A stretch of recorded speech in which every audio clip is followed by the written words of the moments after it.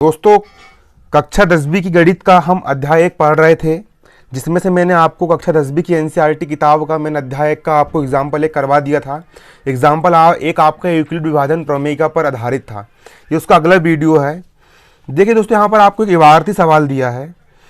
यहाँ पर आपको देखो क्या कह रहा है। यहाँ पर आपको सवाल ये कह रहा है कि एक मिठाई विक्रेता के पास 420 काजू की बर्फियाँ। एक मिठाई बेचने वाला व्यक्ति है, उसके पास काजू की कितनी बर्फी है? उसके पास काजू की 420 बर्फियाँ है और बादाम की 130 बर्फी है। काजू की बर्फी की संख्या है 420 और बादाम की बर्फियों की संख्या है 130, है ना। काजू की बर्फी कितनी, मतलब काजू की मिठाई उसके पास 420 और बादाम की मिठाई उसके पास 130 है। वह इनकी ऐसी ढेरियां बनाना चाहता है कि प्रत्येक ढेरी में बर्फियों की संख्या समान रहे। अब वो इनका एक ढेरी का मतलब यहाँ पर ये होता है, वो उनका एक झुंड बनाना चाहता है, मतलब 4-4 की बर्फियाँ या 5-5 की बर्फियाँ, एक ऐसी बर्फियाँ बनाना चाहता है कि प्रत्येक ढेरी में बर्फियों की संख्या कैसी रहे, समान रहे, तथा ये ढेरियाँ परात में न्यूनतम स्थान घेरे। जो ढेरियाँ जो बनेगी, मतलब कि वो परात जो थाली जो रहेगी, उस थाली में न्यूनतम मतलब कि कम से कम स्थान घेरे। इस काम के लिए प्रत्येक ढेरी में कितनी बर्फियाँ रखी जा सकती है? इस काम के लिए प्रत्येक ढेरी में कितनी बर्फियाँ रखी जा सकती है? सिंपल सी बात यहाँ पर दोस्तों देखिए, ये है कि एक यहाँ पर आपकी है परात, एक क्या है, एक है यहाँ पर आपकी परात है। इस परात पर आपको काजू की बर्फी और बादाम की बर्फी आपको जमाना है। काजू की बर्फी जमाना और बादाम की बर्फी आपको जमाना है, और आपको इस प्रकार से जमाना है कि न्यूनतम स्थान, कम से कम स्थान घेरे, मतलब कि आपको ज़्यादा से ज़्यादा बर्फी रखना पड़ेगा और ढेरी में बर्फियों की संख्या क्या होनी चाहिए? समान होनी चाहिए। कुल मिलाकर के यहाँ पर बात यह है कि हमको एक 420 का और 130 का हमको यहाँ पर महत्तम समवर्तक निकालना है ना। देखिए यहाँ पर एक न्यूनतम स्थान घेरे, मतलब कम से कम स्थान घेरे। और कम से कम स्थान कब घेरेगी मिठाइयाँ कम से कम स्थान तभी घेरेगी जब हम अधिक से अधिक बर्फियाँ रखेंगे। जब हम अधिक से अधिक बर्फियाँ एक के ऊपर एक जमाएंगे, तब जब हम अधिक से अधिक बर्फियाँ एक के ऊपर एक जमाएंगे, तब बर्फियाँ न्यूनतम स्थान घेरेगी, है ना। तो अधिक से अधिक बर्फियाँ मतलब महत्तम बर्फियाँ, महत्तम मतलब कि महत्तम समवर्तक के निकालना है हमको। यहाँ पर महत्तम समवर्तक निकालना है। सिंपल 420 का और 130 का आपको क्या निकालना है? महत्तम समवर्तक निकालना है। और महत्तम समवर्तक निकालने के लिए कौन सी विभाजन प्रमेयिका का इस्तेमाल करते हैं अपन? महत्तम समवर्तक निकालने के लिए हम यूक्लिड विभाजन प्रमेयिका का इस्तेमाल करते हैं। और यूक्लिड विभाजन प्रमेयिका क्या होती है? यूक्लिड विभाजन प्रमेयिका मैंने आपको पिछली वीडियो में बता चुका हूँ और समझा चुका हूँ अच्छे से।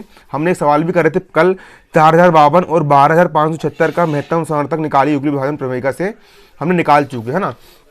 उसी प्रकार आप कुछ नहीं करना है, आपको 420 का और 130 का यहाँ पर आपको महत्तम समवर्तक, 420 का और 130 का यहाँ पर आपको महत्तम समवर्तक HCF आपको निकालना है। और किससे निकालना है? आपको HCF निकालना है, यूक्लिड विभाजन प्रमेयिका की सहायता से आपको क्या निकालना है?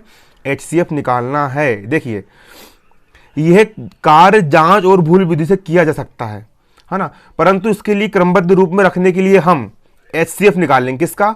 420 है ना, और 130 का हम HCF मतलब महत्तम समवर्तक निकाल लेंगे।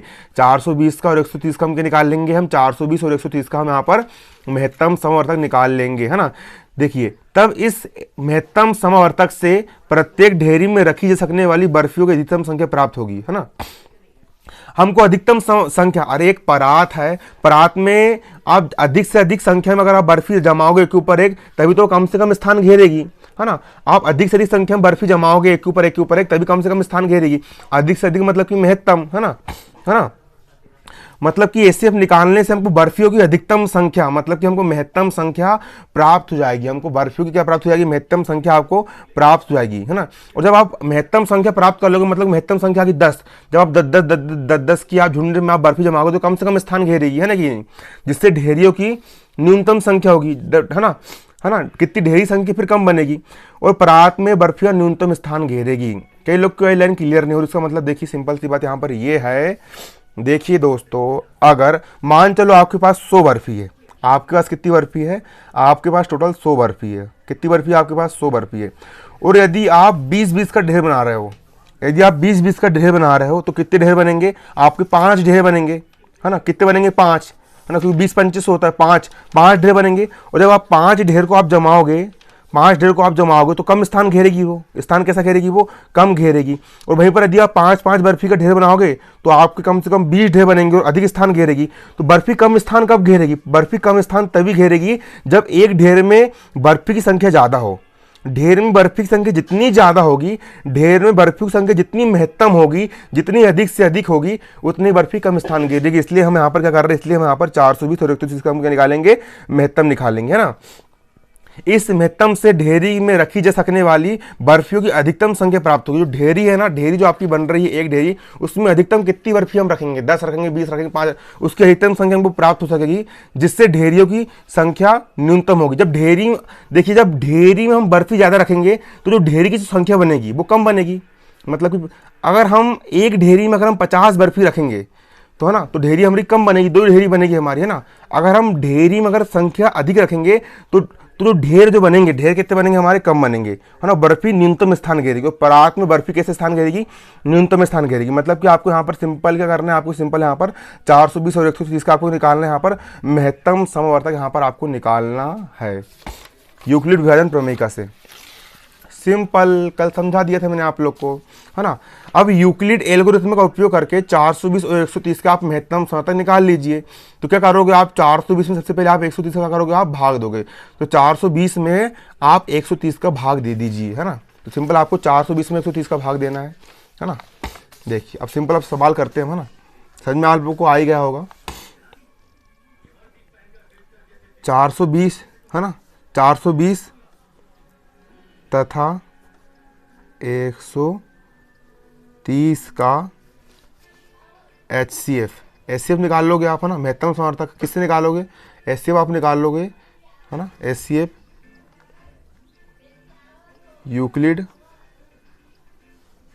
विभाजन प्रमेयिका की सहायता से आपको करोगे, उसको निकाल लोगे, है ना। तो सिंपल मैंने बताया कैसे करते हो, 420 में आप 130 का भाग दे दीजिए, रफ में देना है काम, है ना। तो मैं यहाँ पर 420 में 130 का भाग दे रहा हूँ। लगभग कितने बार में जाएगा, 3 बार में जाएगा। 13 तिया कितना होता है, 13 तिया होता है 39 और 0 का 0, 3 बार में भाग जाएगा। भाग देना आपको आता है, कल सिखा चुका हूँ मैंने। 0 में 0 गया 0, 12 में से 9 गया 3, है ना। 3 में से 3 गया 0, कितना बचा, 30 बचा। शेषफल यहाँ पर 0 आया, है ना। तो भाज, अब यूक्लिड प्रमेय क्या होती है, यूक्लिड प्रमेय क्या होती है, भाज्य बराबर भाज्य गुणित भागफल धन शेषफल। भाज्य कितना, भाज्य यहाँ पर आपका 420, तो यहाँ पर लिख दीजिए आप 420। भाज्य बराबर, भाजक कितना है, भाजक है आपका 130, 100 भाजक गुणित भागफल कितना, भागफल है आपका 3, धन शेषफल है आपको 30। भाज्य बराबर भाजक गुणित भागफल धन शेषफल। भाज्य है यहाँ पर 420, भाज्य बराबर भाजक गुणित भागफल धन शेषफल। कल बताया था मैंने आप लोग को कि ये क्या होता है आपका, ये होता है आपका भाज्य, इसके पहली वीडियो में बताया हूँ भाज्य, और जो होता है आपका शेषफल, और जो होता है आपका भागफल, और जो होता है आपका भाजक। तो भाज्य बराबर भाजक गुणित भागफल धन शेषफल। अब मुझे ये बताओ कि यहाँ पर शेषफल 0 आया क्या, शेषफल 0 नहीं आया ना। तो फिर से आप 130 और 30 में आप यूक्लिड प्रमेय लगा दोगे, मतलब कि आपको 130 में 30 का भाग देना है। तो सिंपल देखो, हम यहाँ पर मैं आपको भाग दे रहा हूँ।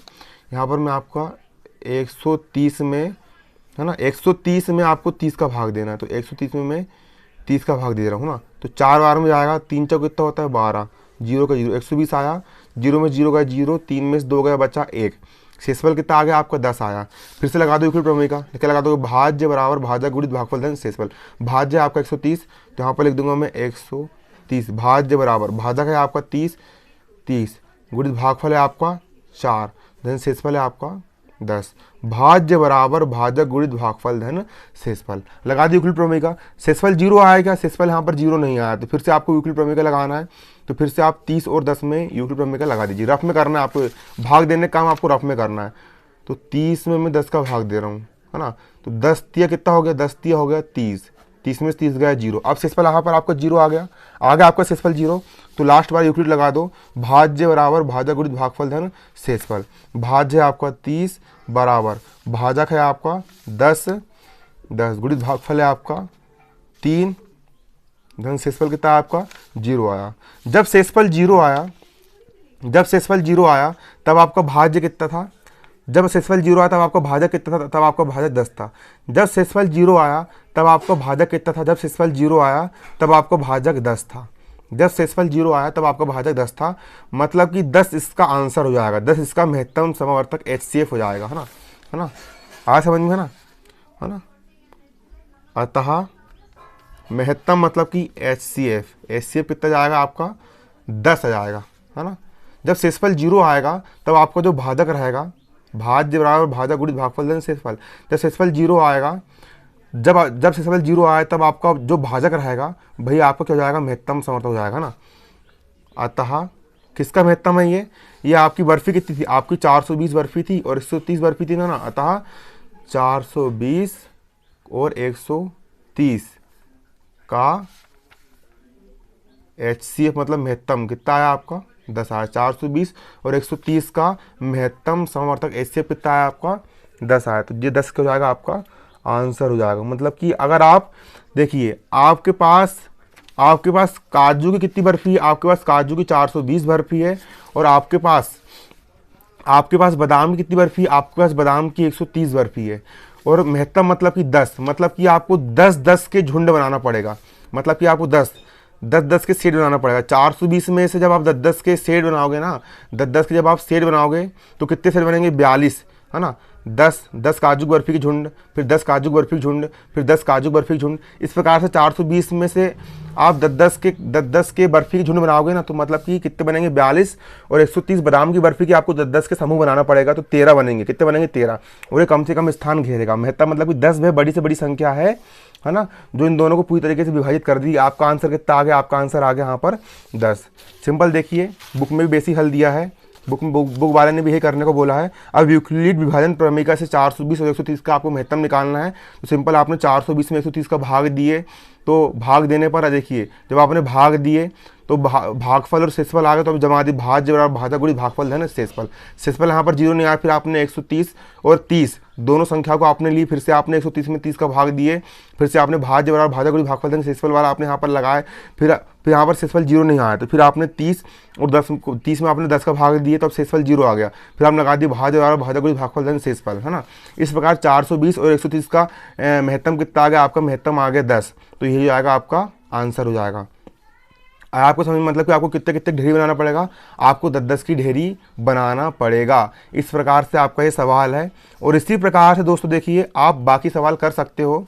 देखिए प्रश्नावली 1.1, इसमें आपको HCF निकालना है, यूक्लिड विभाजन प्रमेय से लगाना। मैंने आपको सिखा चुका हूँ उसके पहले वीडियो में। 135 और 225 सिंपल भाग देना है, जब तक शेषफल 0 ना जाए तब तक वो करते रहना है। जब शेषफल 0 जाएगा, है ना, इसको भी आप निकाल सकते हो, उसको आप निकाल सकते हो, है ना। इसके पहले वीडियो, इस वीडियो को मैंने आपको बता चुका हूँ, है ना। और आपको समझ में अब ये परेड वाला सवाल है। किसी परेड में 616 सदस्यों वाली एक सेना की टुकड़ी को 32 सदस्यों वाली एक आर्मी बैच के पीछे मार्च करना है। दोनों समूह को समान स्तंभों में मार्च करना है। उन स्तंभों को अधिकतम मार्च कर सकते हैं। इसमें भी आपको सिंपल सी बात 616 और 32 का यहाँ पर आपको महत्तम निकालना है यूक्लिड प्रमेय से। आप कर लोगे तो आपका ये सवाल हो जाएगा। तो यूक्लिड प्रमेय आपकी खत्म हो चुकी है। अब मैं यहाँ पर आपको एक और जो सवाल आपसे नहीं बनेगा तो आप कमेंट कर देना, फिर सवाल को मैं आपको अलग से करवा दूंगा। उम्मीद करता हूँ दोस्तों आपको यूक्लिड प्रमेय अच्छे समझ में आ गई होगी। अच्छे से पढ़ी, सही तरीके से आप मेहनत कीजिए। स्क्रीनशॉट ले सकते हो आप बुक का, इसका स्क्रीनशॉट ले लीजिए सवाल का, ये स्क्रीनशॉट ले लीजिए ये, ठीक। अब इसका भी स्क्रीनशॉट ले लीजिए आप, ये जो हल बुक में दिया है इसका भी ले लीजिए, है ना। और जो सवाल यहाँ पर प्रश्नावली मैंने जो दिया हूँ इसको आपको करना है अभी, है ना। इसका भी स्क्रीनशॉट ले लीजिए आप। इतने सवाल आपको करना है, ये वाला सवाल करना है आपको और ये वाला सवाल आपको करना है। यूक्लिड आपकी खत्म, यूक्लिड विभाजन प्रमेय आपकी एंड होगी। सरल है। बताइए दोस्तों आपको समझ में आया नहीं आया। इसका जो मैंने हल करवाया उसको भी आप ले लीजिए, किस प्रकार से इसको हल करें। ठीक, धन्यवाद। जय हिंद, जय भारत।